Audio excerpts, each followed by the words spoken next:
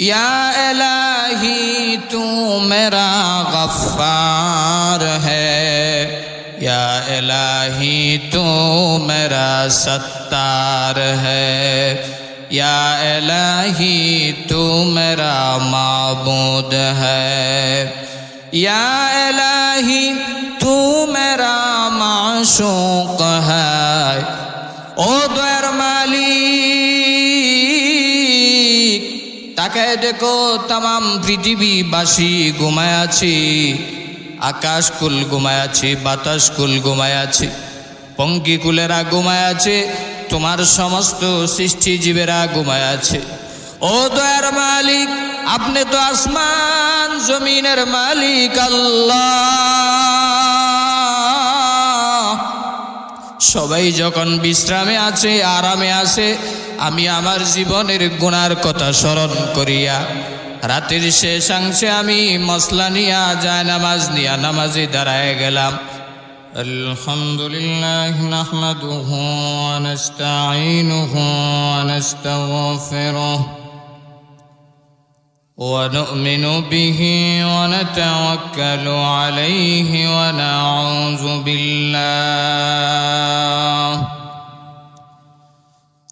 নাউযু بالله من شرور أنفسنا ومن سيئات أعمالنا،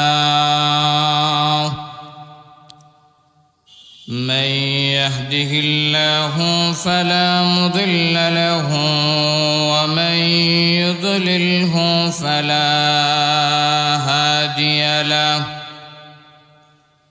ونشهد أن لا إله إلا الله وحده لا شريك له، ونشهد أن سيدنا وسندنا وحبيب ربنا وطبيب قلوبنا ومولانا محمدا عبد الله ورسوله، الذي أرسل إلى الناس كافة بشيرا ونذيرا وداعيا إلى الله بإذنه وسراجا وقمرا منيرا، فقد قال الله تعالى في كلامه المجيد وفي فرقانه الحميد. أعوذ بالله من الشيطان الرجيم. بسم الله الرحمن الرحيم. إذا زلزلت الأرض زلزالها وأخرجت الأرض أثقالها وقال الإنسان ما لها يومئذ تحدث أخبارها إلى آخر الآية. وعن سيد الجن والبشر صلى الله عليه وسلم: إذا ضيعت الأمانة فانتظر الساعة. قيل: كيف إذا أتها يا رسول الله؟ قال إذا وسد الأمر إلى غير أهله فانتظر الساعة أو كما قال النبي عليه الصلاة والسلام. وقال تعالى في شان حبيبه ومحبوبه ومعشوقه مخبرا وآمرا إن الله وملائكته يصلون على النبي يا أيها الذين آمنوا صلوا عليه وسلموا تسليما. জবান ছেড়ে সকলেই নামাজের দুরূদ পড়ি। اللهم صل على محمد وعلى آل محمد كما صليت على إبراهيم وعلى آل إبراهيم إنك حميد مجيد. اللهم بارك على محمد وعلى آل محمد كما باركت على إبراهيم وعلى آل إبراهيم إنك حميد مجيد. اے تیری معراج تھی کہ تو لوح قلم تک پہنچا اور میرے معراج ہے میں تیرے قدم تک پہنچا. بلغ العلا بکمالہ کشف الدجى بجمالہ حسنت جميع خصاله صلوا عليه وآله. میں عاشق مولا ہوں میرا عشق نرالا میں عاشق مولا ہوں میرا عشق نرالا. اے جملہ جہاں جس کے تجلی سے اجالا اے جملہ جہاں جس کی تجلی سے اجالا. شاہان جہاں سب ہے تیری در کے سوالی شاہان جہاں سب ہے تیری در کے سوالی. او دل نہیں جو دل ہو تیری عشق سے خالی او دل نہیں جو دل ہو تیری عشق سے خالی. আমাকে শহীদ করে সেই মিছিলে শামিল করে নিও যেই মিছিলের নেতা আমির হামজা খুবাইব খাব্বাব আল্লাহর ছিল যারা অতি প্রিয় শামিল করনিয়া শামিল করনিয়া. আমাকে শহীদ করে সেই মিছিলে শামিল করনিয়া যেই মিছিলের নেতা আমির হামজা খুবাইব খাব্বাব আল্লাহর ছিল যারা অতি প্রিয় শামিল করনিয়া শামিল করনিয়া.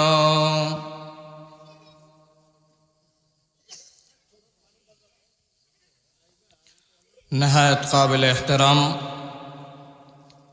অধ্যকার ঐতিহ্যবাহী জেলা হবিগঞ্জ জেলার সোনারুঘাট, রানীগাঁও, পাচারগাঁও আত-তাকওয়া নুরানি মাদ্রাসা কর্তৃক আয়োজিত বিশাল ওয়াজ ও দোয়ার মাহফিলের সম্মানিত সভাপতি মাদ্দাজিল্লাহুল আলিয়া, উপস্থিত সমবেত দিনদার ইমানদার মুরব্বিয়ানে আযম, যুবক ভাইয়েরা, পর্দার অন্তরালে অবস্থানগত অত্যন্ত শ্রদ্ধেয়া মা ও বোনেরা, সর্বপ্রথম মহান আল্লাহ পাক রব্বুল আলামিনের আলিশান দরবারে শুকরগুজার হচ্ছি, যে মহান আল্লাহ রব্বুল আলামিন আমাদেরকে এই দুর্যোগময় মুহূর্তে আল্লাহ পাক রব্বুল আলামিনদের আশিকিনদের মজলিস, শাকিরিনদের মজলিস, জান্নাতের বাগানের ভিতরে আসার বসার দ্বীনি কথাবার্তা বলার এবং শোনার সুযোগ করে দিলেন। সেই জন্য মালিকের দরবারে শুকরিয়া আদায় করে কালিমাতুশ শুকুর আদায় করে বলছি আলহামদুলিল্লাহ। লক্ষ কোটি দুরুদ ও সালাম বর্ষিত হোক আল্লাহর সৃষ্টির প্রধান আকর্ষণ সৈয়দুল মুরসালিন, শফিউল মুজনবিন, দু জাহানের বাদশা নবী, পিয়ারা নবী, মহানবী মুহাম্মদুর রাসূলুল্লাহ সাল্লাল্লাহু আলাইহি ওয়াসাল্লামের উপর। সম্মানিত সুধী,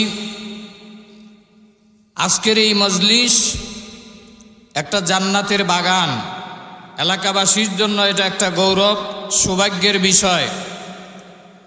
প্রতিদিন এরকম জান্নাতের বাগানের সুযোগ করে দেওয়া হয় না। দূর দূরান্ত থেকে আলেম ওলামারা আসবেন, দিক নির্দেশনামূলক ওয়াজ নসিহত করবেন। আমি আপনাদের সামনে কিছু সময় দোয়া নেওয়ার জন্য বসেছি। যেহেতু আপনারা আমার সকলেই আত্মীয়, শ্বশুর বাড়ির লোক, এখানে বড় বড় বক্তারা আছেন, শায়খুল হাদিস, মুহাদ্দিস, বড় বড় বিজ্ঞ আলেমগণ আছেন, কথা বলবেন।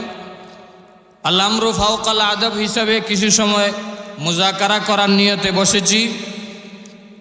তো ইনশাল্লাহ এখনও যারা এদিক সেদিক আছেন, চলে আসেন জান্নাতের বাগানের ভিতরে।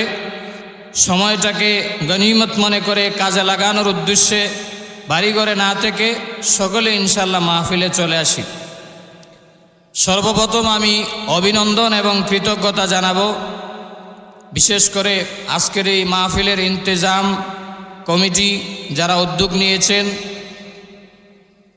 হজরতুল আল্লাম হজরত মাওলানা আব্দুল কুদ্দুস সাহেব আতাল আল্লাহু আমরাহু ওয়া বারাকাল্লাহু ফি হায়াতি, এবং আমার শ্রদ্ধেভাজন শ্বশুর হজরতুল আল্লাম মাওলানা আব্দুল ওয়াদুদ সাহেব বারাকাল্লাহু ফি হায়াতি, শ্বশুরদ্বয় উভয়সহ সকলের নেক হায়াত এবং সুস্থতা, সিহত আফিয়ত কামনা করি। মাহফিল ইন্তেজামিয়া কমিটির পক্ষে মাদ্রাসার আসাতিজায়ে কেরাম সহ এলাকাবাসী যারা চেষ্টা করেছেন, আল্লাহ সকলকে যেন কিয়ামতের কঠিন ময়দানে নাজাতের জরিয়া করেন। সবাই বলেন আমিন। আমি আপনাদের সামনে কোরআনে কারীমের 99 নম্বর সূরা, 99তম সূরা সূরাতুজ জিলজালের কয়েকখানা আয়াতে কারিমা তেলাওয়াত করেছি। রাসূল করিম সাল্লাল্লাহু আলাইহি ওয়াসাল্লামের অসংখ্য অগণিত হাদিসের ভান্ডার থেকে একখানা হাদিসের টুকরা পরিবেশন করেছি। অল্প কিছু সময় আলোকপাত করার চেষ্টা করব প্রাকৃতিক দুর্যোগ এবং ভূমিকম্প সম্পর্কে। যেহেতু আমাদের দেশে কয়েকদিন পূর্বেও আপনারা জানেন, গতকাল জুমার দিনের আগের জুমায় বাংলাদেশের উপর দিয়া 6.7 মাত্রায় বাংলাদেশের ভূপৃষ্ঠের 12 কিলোমিটার নিচ দিয়া ভূমিকম্প বয়ে গেছে। আর এই ভূমিকম্পটা আসে আল্লাহর পক্ষ থেকে বান্দাদের জন্য সতর্কবাণী হিসাবে। ভূমিকম্প সম্পর্কে আল্লাহ কোরআনে সূরাই নাজিল করে দিয়েছেন সতর্ক করার জন্য। ভূমিকম্প শব্দটা বাংলা ভাষায় ব্যবহৃত হয়, আমাদের হবিগঞ্জের ভাষায় বলে বৈশাল। কি বলেন, ঠিক কিনা? আর আরবি ভাষায় বলে জালজালাহ, আর বাংলা পরিভাষায় বলা হয় ভূমিকম্প। তো ভূমিকম্পই বলেন আর জালজালা বলেন আর বৈশাল বলেন, ভূমিকম্প কেন হয়, কারণ কি, সেই সম্পর্কে কিছু আলোকপাত করার চেষ্টা করব। ভূমিকম্প বিজ্ঞানদের মতে ভূপৃষ্ঠের নিচে অনেকগুলা প্লেট আছে। এই প্লেটগুলা একটা প্লেট থেকে আরেকটা প্লেটে যখন স্থানান্তরিত হয় তখন ভূপৃষ্ঠের মধ্যে কিছুটা হালকা হালকা ভূমিকম্প হয় অথবা শক্তিশালী ভূমিকম্প হয়। এটা হলো বৈজ্ঞানিকদের তত্ত্ব। আর ইসলাম বলে ভূমিকম্প হলো এটা আল্লাহ রাব্বুল আলামিনের পক্ষ থেকে একটা নিদর্শন। রাসূল করিম সাল্লাল্লাহু আলাইহি ওয়াসাল্লাম হাদিস শরীফের ভিতরেও বলেছেন, যখন কিয়ামতের পূর্ব লগ্ন হবে তখন বেশি বেশি ভূমিকম্প দেখা দিবে, আল্লাহর পক্ষ থেকে আযাব গজব দেখা দিবে। অর্থাৎ ভূমিকম্প এটা আল্লাহর পক্ষ থেকে কিয়ামতের একটা লক্ষণ, নিদর্শন। সেই ভূমিকম্প কেন আসে? আল্লাহ রাব্বুল আলামিনের পক্ষ থেকে। আল্লাহ রাব্বুল আলামিনের জমিনে যখন পাপের মাত্রা বেড়ে যায়, গুনাহের মাত্রা যখন বেড়ে যায়, তখনই আল্লাহ রাব্বুল আলামিন সতর্ক করার জন্য ভূমিকম্প এরপরে ইত্যাদি আযাব গজব দিয়ে থাকেন।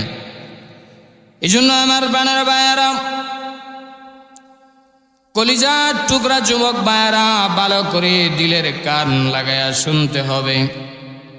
এই দুনিয়াটা ধ্বংসশীল দুনিয়া, একদিন ছিল না, আর ভবিষ্যতে এক সময় আসবে দুনিয়া থাকবে না।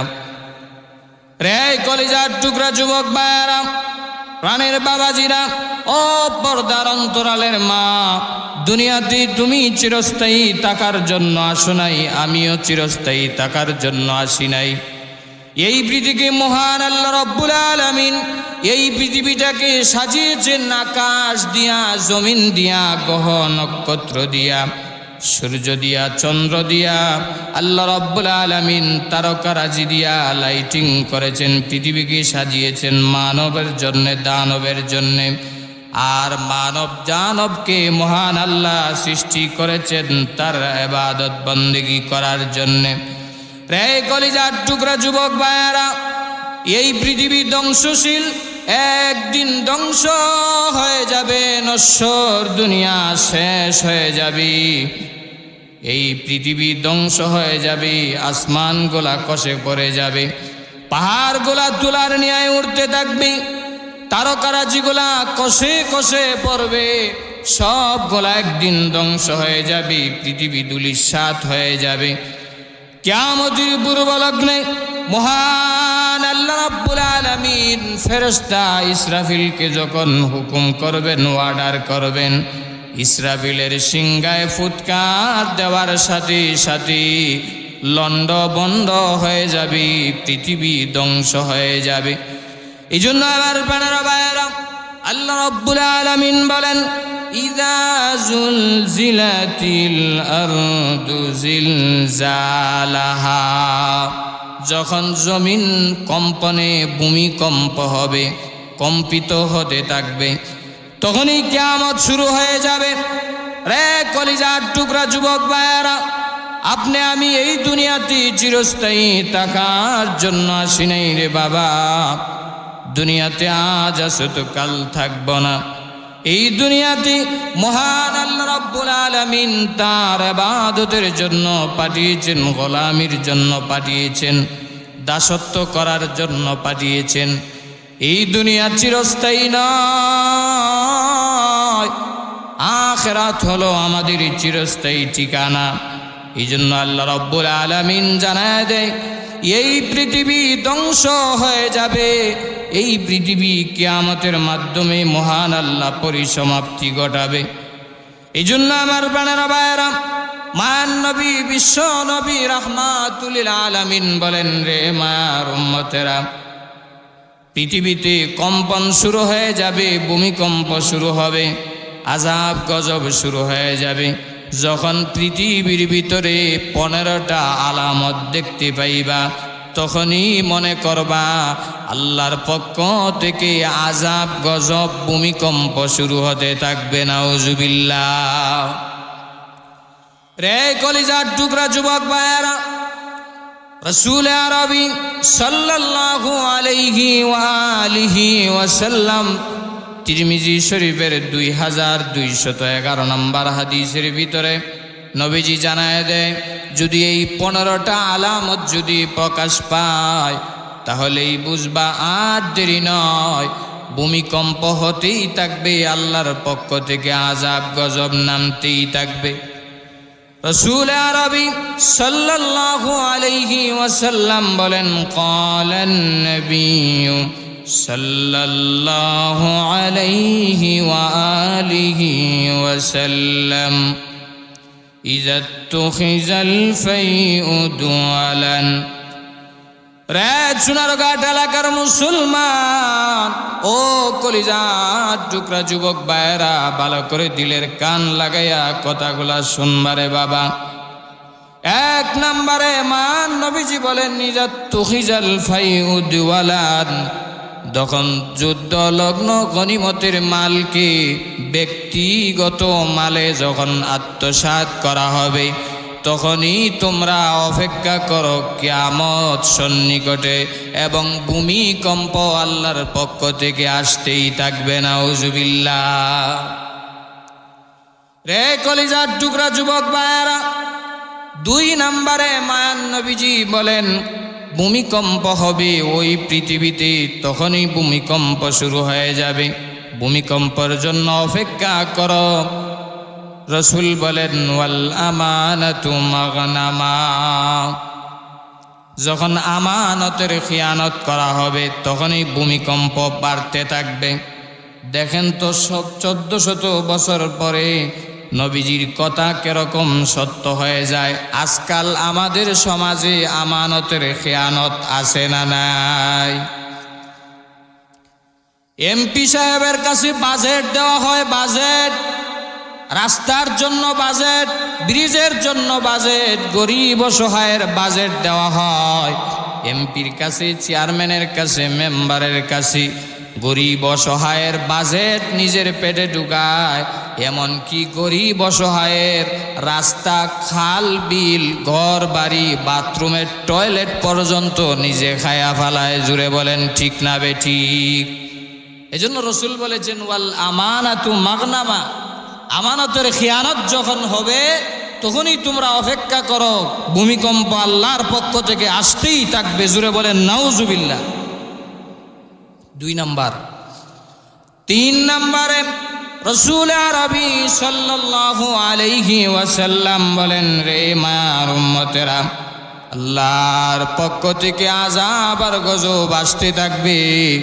রাসূল বলেন, ওয়াজ যাকাতু মাগরামা, যখন যাকাত দেওয়াকে মানুষ জরিমানা মনে করবে। রে মুরব্বী বাবাজিরা, ভালো করে খেয়াল করে শুনবা, আজকাল বড় লোকেরা যাকাত দিতে চায় না। আওয়াজ করে বলেন ঠিক না বেঠিক? বড় লোকেরা যাকাত দিতে চায় না। যাকাতকে মনে করে যদি যাকাত দেই টাকা মনে হয় কমে যাবে, সম্পদ কমে যাবে। বড় লোকেরা যদি ঠিক মতো যাকাত আদায় করত, আমার বাংলাদেশে গরিব অসহায় ভিক্ষুক থাকতো না। আওয়াজ করে বলেন ঠিক না বেঠিক? যাকাত দেয় না ঠিক মতো। যাকাত দিলেও এমন ভাবে দেয়, পত্রিকার রিপোর্ট হলো উনি শিল্পপতি নেতা 500 লোককে শাড়ি দিবে, পত্রিকায় রিপোর্ট দিয়া দেয়। আগামী দিন 5000 লোকের সিরিয়াল, আর 500 শাড়ি নিতে গিয়া 2-3 জন আহত এবং নিহত কয়েকজন হয়ে যায়। জুড়ে বলেন ঠিক না বেঠিক? এটার নাম যাকাত দেওয়া না, এটার নাম হলো মানুষের সাথে ধোঁকা, প্রতারণা করা। জুড়ে বলেন ঠিক না বেঠিক? এই জন্য মায়ান নবীজি বলেছেন, শেষ জামানা এমন একটা সময় আসবে যখন মানুষ যাকাত দেওয়াকে জরিমানা মনে করবে যাকাত দিলে মনে হয় সম্পদ শেষ হয়ে যাবে, সম্পদ মনে হয় শেষ হয়ে গেল। তখনই তোমরা অপেক্ষা করবা, ভূমিকম্প আল্লাহর পক্ষ থেকে আযাব আর গজব আসতে থাকবে। নাউজুবিল্লাহ। 3 নাম্বার, 4 নম্বরে আমার বানার ভাইয়েরা, মায়ার নবী বিশ্ব নবী রাহমাতুল লিল আলামিন বলেন, রে উম্মতেরা, পৃথিবীতে তখনই ভূমিকম্প আসতে থাকবে, গজব আসতে থাকবে, আযাব আসতে থাকবে। রাসূল আরবি সাল্লাল্লাহু আলাইহি ওয়াসাল্লাম বলেন, ওয়া আতাআর রাজুলু ইমরাআতাহু। 4 নাম্বার, যখন দেখবা স্বামী তার স্ত্রীর আনুগত্য করবে। আওয়াজ করে বলেন, এটা আমাদের সমাজে আছে না নাই? আরো জোরে বলেন, আছে না নাই? স্বামী স্ত্রীর পূজা করবে। অবশ্য আপনাদের এলাকাতে যদিও এরকম মহিলা নাই, অন্য এলাকাতে এরকম মহিলা আছে। স্ত্রী হইয়া স্বামীকে টর্চার করে এবং স্বামীর উপর শাসন করে, ঘরের হোম মিনিস্টার তাকে স্ত্রী। এরকম পরিবার আছে না নাই? আরো জোরে বলেন, আছে না নাই? এমনও মহিলা আছে, বোঝা যায় এমন ভাবে ব্যবহার করে, মনে হয় সোনারগাঁও থানার দারোগা হয়ে আছে। ঠিক না বেঠিক? যদিও আপনাদের পাশের গাঁও, রানীগাঁও, শাহপুর অর্থ এলাকার মহিলারা আবেদা, সালেহা, জাকেরা, শাকেরা। অন্য এলাকার মহিলারা এরকম আছে না নাই? আরো জোরে বলেন, আছে না নাই? এই জন্য আমার বানানো ভাইয়েরা, রাসূল আরবি সাল্লাল্লাহু আলাইহি ওয়াসাল্লাম বলেন, রে মায়ার উম্মতেরা, তখনই ভূমিকম্প হবে, আল্লাহর পক্ষ থেকে আযাব গজব শুরু হয়ে যাবে। যখন স্বামীরা স্ত্রীর দাসত্ব করবে, স্বামীরা স্ত্রীকে স্ত্রীর আনুগত্য যখন করবে, তখনই তোমরা আল্লাহর পক্ষ থেকে ভূমিকম্প আযাব গজবের অপেক্ষায় থাকো। নাউজুবিল্লাহ। রে কলিজার টুকরা যুবক ভাইয়েরা, মায়ার নবীজি সাল্লাল্লাহু আলাইহি ওয়াসাল্লাম 5 নম্বরে জানায় দেয়, ওয়াক্তা উম্মাহু, স্ত্রীর আনুগত্য করবে, অপরদিকে মায়ের নাফরমানি করবে। নাউজুবিল্লাহ বলবেন না? আরো জোরে আওয়াজ করে বলেন, নাউজুবিল্লাহ। স্ত্রীকে আপন বানায় নিবে আর মার নাফরমানি করবে। এরকম সন্তান আমাদের সমাজে এলাকায় আছে না নাই? রে কলিজার টুকরা যুবক ভাইয়েরা, এমনও সন্তান আছে যেই মা গর্ভে ধারণ করেছে, 10 মাস 10 দিন গর্ভে ধারণ করেছি, ওই মাকে দূরে সরায় দেয়, ওই মাকে কাছারি ঘরে রাইখা দেয়, দূরে গ্রামে রাইখা দেয়, আর নিজে প্লাট নিয়া ঢাকা গুলশানে বাড়িঘর করে থাকে। এরকম সন্তান আছে না নাই? এই জন্য মায়ার নবীজি বলেছেন, শেষ জমানায় এমন একটা সময় আসবে, মায়ের নাফরমানি বেড়ে যাবে, মার নাফরমানি করবে, সন্তানেরা মার অবাধ্য হয়ে যাবে, মার লালন পালন করবে না। কয়েক বছর আগে চট্টগ্রামে একটা ঘটনা হয়েছে। এক যুবক নিজের মা, গর্ভধারিণী মাকে নিজের হাতে পিস্তল দিয়া গুলি করে জাজরা করে দিয়েছে। নাউজুবিল্লাহ। চট্টগ্রামের ওই যুবক প্রথম গুলিটা মায়ের মাথা বরাবর যখন মারছে, আল্লাহর কি ওয়াস্তে প্রথম গুলিটা মিসগাইডেড হয়ে গেছে, লাগে নাই। দ্বিতীয় গুলিটা যখন দ্বিতীয় রাউন্ডে আবার যখন মায়ের দিকে গুলিটা তাকাইছে মারার জন্য, মা ডাক দিয়া বলে, রে আমার কলিজা টুকরা সন্তান, যদি আমি তোমাকে কষ্ট দিয়ে থাকি, আমি যদি তোমার সংসারের বোঝা হই রে, আমি তোর সংসারে থাকবো না, দূরে কোথাও চলে যাব, তারপরে আমাকে জীবন ভিক্ষা দাও, আমাকে মারিও না, হত্যা করিও না। আমি তোকে 10 মাস 10 দিন গর্ভে ধারণ করেছি। রে সন্তান, আজ তুই আমাকে নিজের হাতে হত্যা করতে পারো না। আমি মা তোকে কষ্টে ধারণ করেছি, গর্ভে ধারণ করেছি। আল্লাহ বলেন, ওয়াসাইনাল ইনসানা বিওয়ালিদাইহি হামালাতহু উম্মুহু ওয়াহানান আলা ওয়াহান। জুড়ে বলেন আল্লাহু আকবার। আমার বানার ভাইরা, আল্লাহ রাব্বুল আলামিন বলেন, মা বাবার প্রতি তোমরা ইহসান করো, দয়ার আচরণ করো। হামালাতহু উম্মুহু ওয়াহানান আলা ওয়াহান, কারণ তারা তোমাকে গর্ভে ধারণ করেছে, কষ্টের পর কষ্ট সহ্য করেছে। আহারে কলিজার টুকরা যুবক ভাইয়েরা, জনম দুঃখিনী মা, যেই মা না হলে আজ আমরা পৃথিবীর আলো বাতাস সৌন্দর্য দেখতে পারতাম না। ওই মা 10 মাস 10 দিন গর্ভে ধারণ করেছে। যুবক ভাইয়েরা, মায়ের কথাটা একটাবার স্মরণ করো। হাদিস শরীফের ভিতরে এসেছে, মা এমনভাবে কষ্টের পর কষ্ট সহ্য করেছে, ডেলিভারির সময় মার যত ব্লাড যায়, ডাক্তার বলে, সায়েন্স বলে, এত রক্ত সাধারণ কোনো মানুষের যদি যায়, মানুষ আর বাঁচে না, মানুষ মৃত্যুবরণ করে। এই বালতি রক্ত যাওয়ার পরে তোমার চেহারাটা যখন মা দেখে, মায়ের মনের সব কষ্ট নিমিষেই দূরে সরে যায়। এই জন্য চুনারঘাট এলাকার মুসলমান, মাকে কখনো কষ্ট দিবা না রে যুবক। ও কলিজার টুকরা যুবক ভাইয়েরা, মাকে কখনো কষ্ট দিও না। এই জন্য শায়ের বলেন, খেদমতে মা দর পে দরে কুন সুবহ শাম, খেদমতে মা দর পে দরে কুন সুবহ শাম, তাকে বাসি দর্দ আলম নেক নাম, তাকে বাসি দর্দ আলম নেক নাম। জুড়ে বলেন আল্লাহু আকবার। আমার বেনার ভাইয়েরা, মা বাবার খেদমত যদি করতে পারো, আল্লাহ রাব্বুল আলামিন তোমাকে যুগ শ্রেষ্ঠ আউলিয়া বানায় দিবে।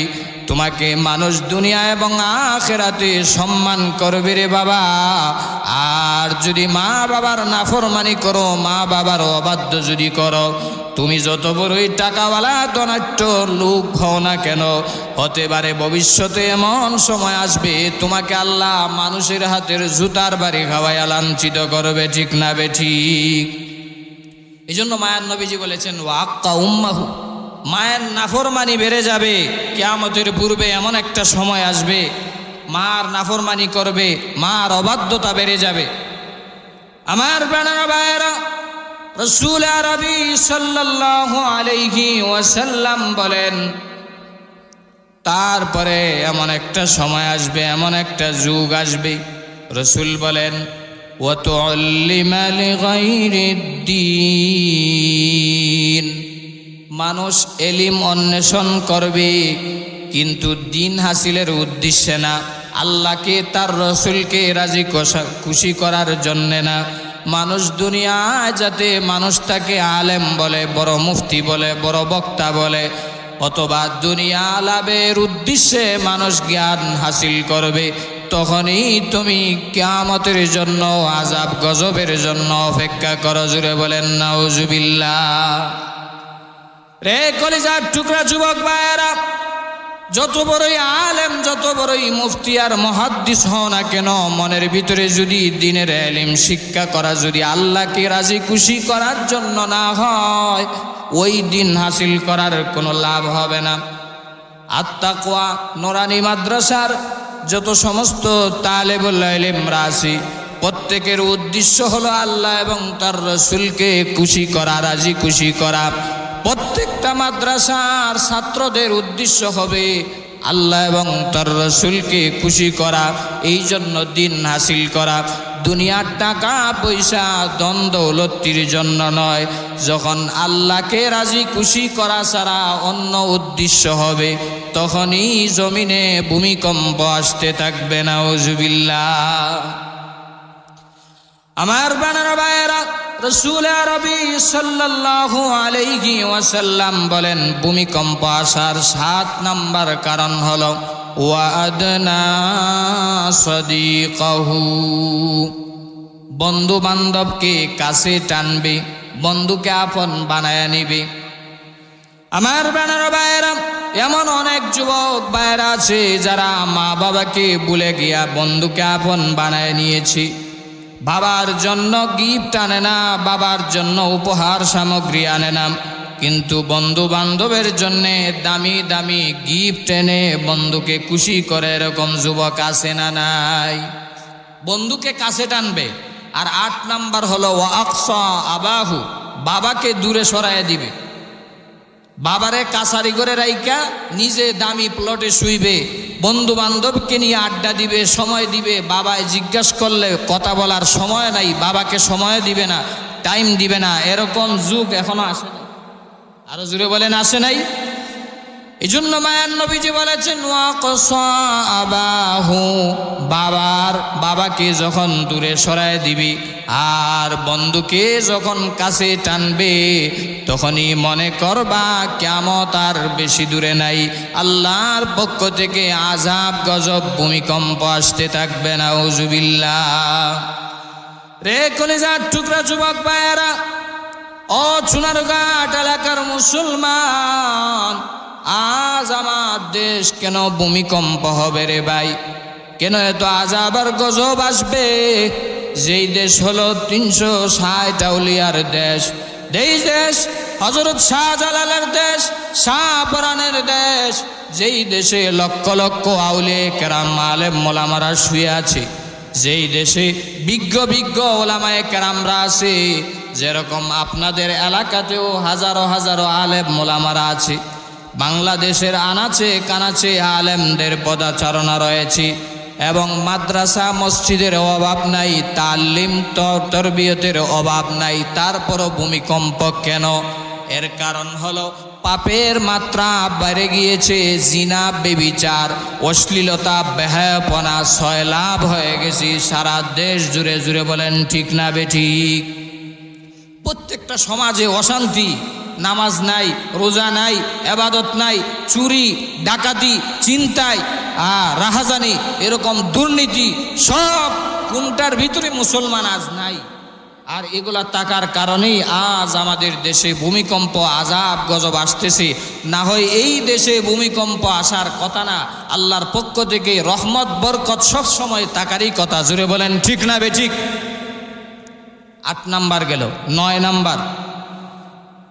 নম্বরে মায়ার নবীজি সাল্লাল্লাহু আলাইহি ওয়াসাল্লাম বলেন, রে মায়ার উম্মতেরা, পৃথিবীতে তখনই ভূমিকম্প আসবে, আযাব গজব আসবে যখন দেখবা, রাসূল বলেন, ওয়াজাহারাতিল আসওয়াতু ফিল মাসাজিদ, মসজিদগুলোতে যখন হট্টগোল বেড়ে যাবে, মসজিদরে যখন বাজারের মতো মানায়া নিবে, চিল্লা পাল্লা করবে, তখনই মনে করবা কিয়ামত আর বেশি দূরে নাই। বর্তমান সমাজে এরকম আছে না নাই? মসজিদ হলো ইবাদতের জায়গা, মসজিদ হলো নামাজ পড়ার জায়গা। সেখানে গিয়া চিল্লাচিল্লি, আওয়াজ জুড়ে, যেমন মনে হয় রানীগাঁও বাজারের মাছ বাজার চলতেছে। জুড়ে বলেন ঠিক না বেঠিক? কমিটির লোকেরা বউয়ের সাথে পারে না, ইমাম মুয়াজ্জিন খতিবদের সাথে গিয়া জুড়ে আওয়াজ করে গলা ফাটাইয়া ইমাম মুয়াজ্জিনদেরকে শায়েস্তা করে। এরকম মসজিদ আপনাদের এলাকাতে নাই, অন্য এলাকাতে আছে না নাই? আপনাদের এলাকাতেও আছে, দেখছেন? আমি বলছি নাই, আপনারাই বললেন আছে। যদি থাকে তাহলেই রাসূল বলেছেন ভূমিকম্প আসবে, আল্লাহর পক্ষ থেকে আযাব গজব নেমে আসবে। অথচ আমার প্রাণের ভাইয়েরা, মসজিদ হলো ইবাদতের জায়গা, নামাজের জায়গা। এখানে শুধু ইবাদত বন্দেগী হবে, আল্লাহকে ডাক দেওয়া হবে। আমার প্রাণের ভাইয়েরা, আমার প্রাণের বাবাজিরা, ও পর্দার অন্তরালের মা, দিলের কান লাগায়া কথা গলা শুনবা আমলের নিয়তে। মসজিদ ছিল ইবাদতের জায়গা। আজকাল দুঃখজনক বিষয় হলো সত্য, আমাদের সমাজে মসজিদে ইবাদতের সংখ্যা, নামাজের সংখ্যা কম না বেশি? জুড়ে বলেন কম না বেশি? এশার নামাজে যদি 1 রাকাত 2 রাকাত হয়, 2 কাতার 3 কাতার যদি এশার নামাজে হয়, ফজরের নামাজে গিয়া দেখবেন গ্রামের মসজিদগুলাতে 3 থেকে 4 জন মানুষ। ঠিক না বেঠিক? কোনো কোনো মসজিদে তো এরকমও হয়, ইমাম মুয়াজ্জিন ছাড়া মুসল্লি খুঁজে পায় না। ঠিক না বেঠিক? অথচ এমনও সময় গেছে অতীতে, মুরব্বী বাবাজিরা ফজরের নামাজের পরে বারিন্দাতে নামাজ শেষ হওয়ার সাথে সাথে কোরআন শরীফ নিয়ে বসে যাইত। মা বোনেরা, দাদিরা, নানিরা ফজরের নামাজের পরে কোরআন তেলাওয়াত করার জন্য চশমাটা নিয়ে বারিন্দাতে বসে যাইত, ঠিক না বে ঠিক? তখন শান্তি, সুখ, বরকত, রহমত ছিল, এ তো আযাব আর গজব ছিল না। আর আজকাল আমরা নামাজে আসা বন্ধ করে দিয়েছি। প্রত্যেকটা ঘরে ঘরে ফজরের সময় খবর নিয়ে দেখবেন এখন আর সূরা ইয়াসিন তেলাওয়াতের আওয়াজ শোনা যায় না। হয়তো ডিসের আওয়াজ, টিভির আওয়াজ, মোবাইলের আওয়াজ, আর না হয় ঘুমের নাক ডাকার আওয়াজ। জুড়ে বলেন ঠিক না বে ঠিক?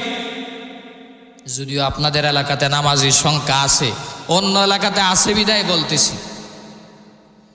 এই জন্য আমার প্রাণের ভাইয়েরা, রাসূল আরবি সাল্লাল্লাহু আলাইহি ওয়াসাল্লাম বলেছেন, সাবধান হয়ে যাও, মসজিদগুলাতে যখন হট্টগোল বেড়ে যাবে, যখন চিল্লা চিল্লি হবে, আওয়াজ হবে, তখনই ভূমিকম্প আল্লাহর পক্ষ থেকে আযাব গজব আসতে থাকবে। রে কলিজার টুকরা যুবক ভাইয়েরা, এমনও সময় ছিল রসুলের যুগে সাহাবায়ে কেরাম মসজিদেই পড়ে থাকতেন, সারা দিন রাত মসজিদেই পড়ে থাকতেন। আমি ভূমিকম্পের আলামত বলতে গিয়া 8 নাম্বার পর্যন্ত বলেছি, আমরা সংক্ষেপেই শেষ করে দিব। 9 নাম্বার আলামত বলছিলাম, রসুল করিম সাল্লাল্লাহু আলাইহি ওয়াসাল্লাম বলেছেন, যখন মসজিদগুলাতে হট্টগোল শুরু হয়ে যাবে, চিল্লাচিল্লি হবে, নামাজে আইসা মানুষ কথাবার্তা বলবে, জোরে কথাবার্তা বলবে আল্লাহর ঘর মসজিদে, তখনই আল্লাহর পক্ষ থেকে আযাব গজব নেমে আসবে। জোরে বলেন নাউজুবিল্লাহ। এই জন্য আমার প্রাণের ভাইয়েরা, মসজিদকে ইবাদতের জায়গা বানায় দিতে হবে, মসজিদকে নামাজের জায়গা বানায় নিতে হবে। আজকাল আমরা নামাজ থেকে, ইবাদত থেকে দূরে সরে যাওয়ার কারণে আজ ভূমিকম্প আসতেছে। রে কলিজার টুকরা যুবক ভাইয়েরা, মুরব্বী বাবাজিরা, 5 ওয়াক্ত নামাজ পড়ি শুধু ক্ষান্ত হবেন না। এই শীতের রাত বড় লম্বা রাত, রাতটাকে কাজে লাগাও ইবাদতের মাধ্যমে। মায়ের নবীজি সাল্লাল্লাহু আলাইহি ওয়াসাল্লামের আল্লাহ রাব্বুল আলামিন সামনের পিছনের সব গুনাহ খাতা আল্লাহ মাফ করে দিয়েছিলেন। তারপরেও নবীজি ইবাদত করেছেন, সব সময় ইবাদত করেছেন, রাতের অধিকাংশ সময় ইবাদতের ভিতরে কাটায় দিয়েছেন। শীতের রাত পাওয়ার পরে রে কলিজার টুকরা যুবক ভাইয়েরা, মুরব্বী বাবাজিরা, শেষ রাত্রে মুসল্লাটা নিয়া মসজিদের একটা পাশে দাঁড়ায় যাও, তাহাজ্জুদের নামাজে দাঁড়ায় যাও, আর ডাক দিয়া বলো, ইয়া ইলাহি তু মেরা গফফার হ্যায়, ইয়া ইলাহি তু মেরা সত্তার হ্যায়, या इलाही तू मेरा माबूद है, या इलाही तू मेरा माशूक है। ओ द्वार मालिक, তাকায় দেখো तमाम পৃথিবীবাসী ঘুমায় আছে, আকাশ কুল ঘুমায় আছে, বাতাস কুল ঘুমায় আছে, পঙ্কি কুলেরা ঘুমায় আছে, তোমার সমস্ত সৃষ্টিজীবেরা ঘুমায় আছে। ও দয়ার মালিক, আপনি তো আসমান জমিনের মালিক আল্লাহ। সবাই যখন বিশ্রামে আছে, আরামে আছে, আমি আমার জীবনের গুনার কথা স্মরণ করিয়া রাতের শেষাংশে আমি মসলা নিয়া জায়নামাজ নিয়া নামাজে দাঁড়ায় গেলাম। তাহাজ্জুদের নামাজ কমপ্লিট করে মালিকের দরবারে 2 কানা হাত বিছিয়ে দাও, ডাক দিয়া বলো, দয়ার মালিক, আমার চাইতে বড় গুনাহগার না খানদান পাপিষ্ঠ আসমানের নিচে জমিনের উপরে আর কেউ নাই। ও দয়ার মালিক, আজ আমি তোমার কাছে সব গুনার জন্য মাপ চাইতেছি। আমার হাতের গুনাহ, পায়ের গুনাহ, জবানের গুনাহ, অন্তরের গুনাহ, গুনাহ করতে করতে আমার শরীর বডি সব নাপাক করে ফেলেছি। তুমি যদি মাপ না করো আমার তো যাওয়ার জায়গা নেই। ও দয়ার মালিক, তাহাজ্জুদের বিছানায় হাত উঠাইলাম, রব্বুল আলামিন তো তাহাজ্জুদের সময় বান্দার সবচেয়ে কাছে চলে আসে। এই জন্য বড় বড় বুজুর্গরা, ওলামায়ে কেরামরা শুধু 5 ওয়াক্ত নামাজ পড়তেন না, তারা সাথে তাহাজ্জুদের নামাজও পড়তেন। এই যে বয়োজ্যেষ্ঠ মুরব্বী আলেম আমার পাশে বসে আছেন, ওনাদেরকে জিজ্ঞাসা করে দেখেন, 5 ওয়াক্ত নামাজ পড়লেই শুধু হবে না, এই জন্য 6 ওয়াক্ত নামাজ পড়তেন বুজুর্গরা। এই জন্য বলেছেন যে পড়বে তাহাজ্জুদ তার হবে ইমানটা মজবুত। জুড়ে বলেন না সুবহানাল্লাহ। যারা তাহাজ্জুদ পড়বে সরাসরি মহান আল্লাহ তাদের সাথে বন্ধুত্ব করবেন। সুবহানাল্লাহ। এই কলিজার টুকরা যুবক ভাইয়েরা, গুনার কথা স্মরণ করে মাওলার দরবারে যদি মাপ চাইতে পারো, মহান আল্লাহ তো দয়ার সাগর। আল্লাহ রাব্বুল আলামিনের নাম গাফফার, আল্লাহর নাম রহমান। আল্লাহ চাইলে তোমাকে মাফ করে দিতে পারে। মসজিদে যখন রাতে দিনে সব সময় যাওয়া আসা হবে, মায়ার নবীজি বলেন যারা মসজিদের সাথে সম্পর্ক করবে তাদেরকে তোমরা ইমানদার বলে সাক্ষী দাও। জুড়ে বলেন সুবহানাল্লাহ। কাদিরে কুদরত দারি বরকামাল, কাদিরে কুদরত দারি বরকামাল, أنت ربي أنت حسبي ذو الجلال، أنت ربي أنت حسبي ذو الجلال। নদীরে পার ভাঙ্গে অপার করে এই তো নদীর খেলা,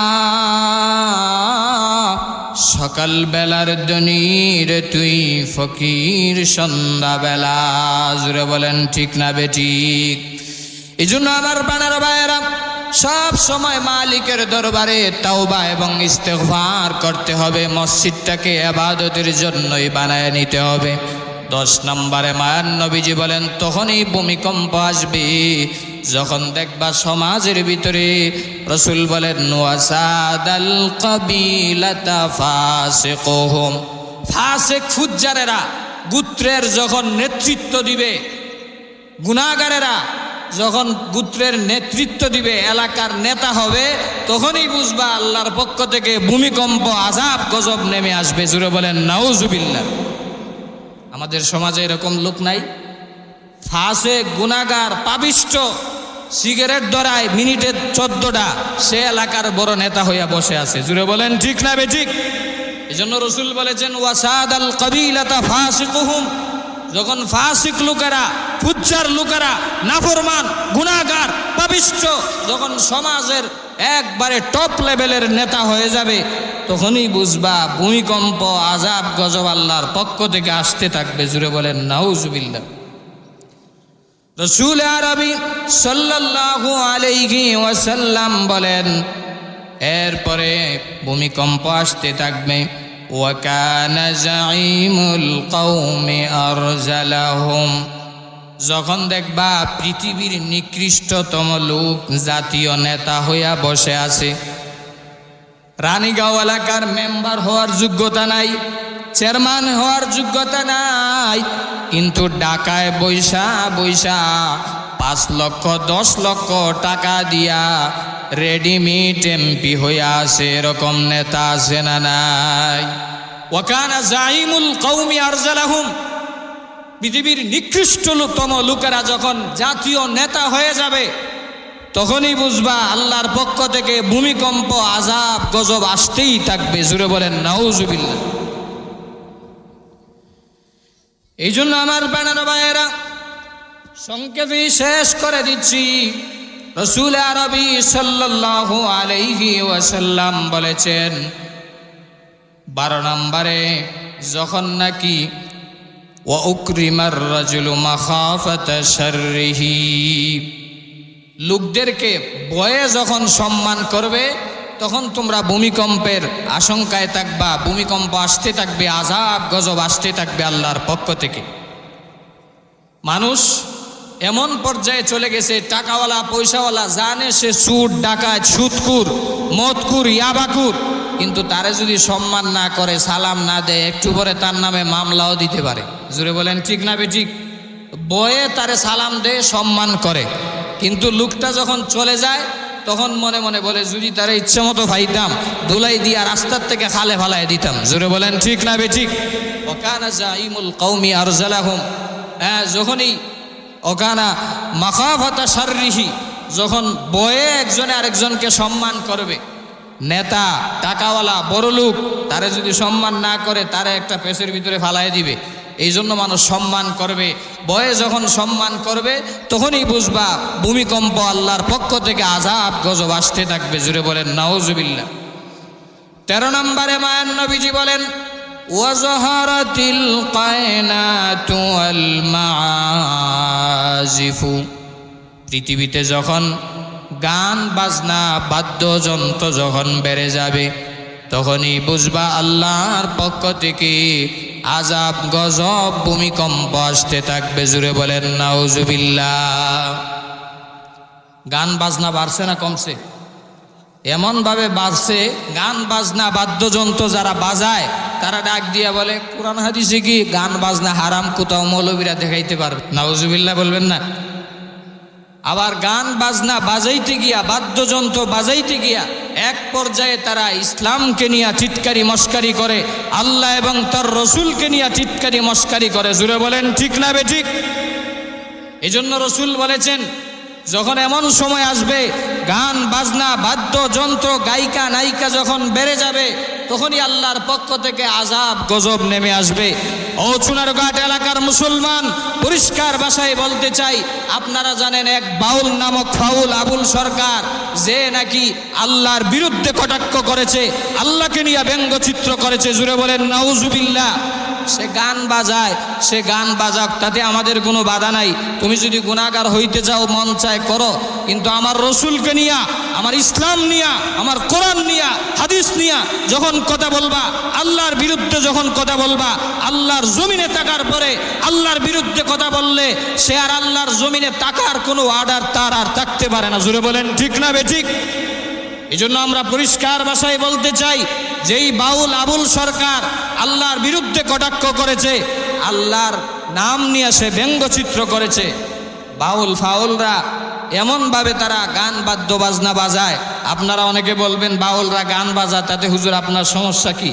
আমাদের সমস্যা নাই, কারণ তাদের ভাত খাওয়া এমনিই বন্ধ। এখন আর মানুষ গান বাজনার অনুষ্ঠানে যায় না, বাউলদের অনুষ্ঠানে যায় না। মানুষ এখন মাহফিলে আসে, আলোচনা শুনে, কোরআন প্রেমিকদেরকে ভালোবাসে। জুড়ে বলেন ঠিক না বেঠিক? গান বাজনা বাজাক, কিন্তু আল্লাহ এবং রসুলকে নিয়ে টাক্কা মস্কারি করে। বাউল সরকার বলেছে আল্লাহর নাকি, নাউজুবিল্লাহ, এই কথা আমার মুখ দিয়ে উচ্চারণ করা হবে না, আল্লাহর নাকি আগামাতা নাই। জুড়ে বলেন না নাউজুবিল্লাহ? আরো জুড়ে বলেন নাউজুবিল্লাহ। যেই বাউল সরকার বলেছে আল্লাহর আগামাতা নাই, সেই বাউল সরকারকে শুধু গ্রেফতার করলেই হবে না, তাকে তার জিহ্বা টান দিয়া ছিঁড়ে কুকুরকে খাওয়াইয়ে দিতে হবে। জুড়ে বলেন ঠিক না বেঠিক? তাকে অতি সত্বর দ্রুত ফাঁসির কাস্টে ঝুলাইতে হবে। জুড়ে বলেন ঠিক না বেঠিক? আমি সংক্ষেপেই সেরে শেষ করে দিচ্ছি, যেহেতু বক্তা চলে এসেছেন। আমি সর্বশেষ যেই কথা বলতে চাই, এই সমাজে আজ দুর্নীতি, খুন, রাহাজানি, পাপিষ্ঠ নালায়েকেরা এমনভাবে চুরি এবং দুর্নীতি করে দেশকে লুটপাট করেছে, এই জন্য আজ আমাদের দেশে ভূমিকম্প হচ্ছে।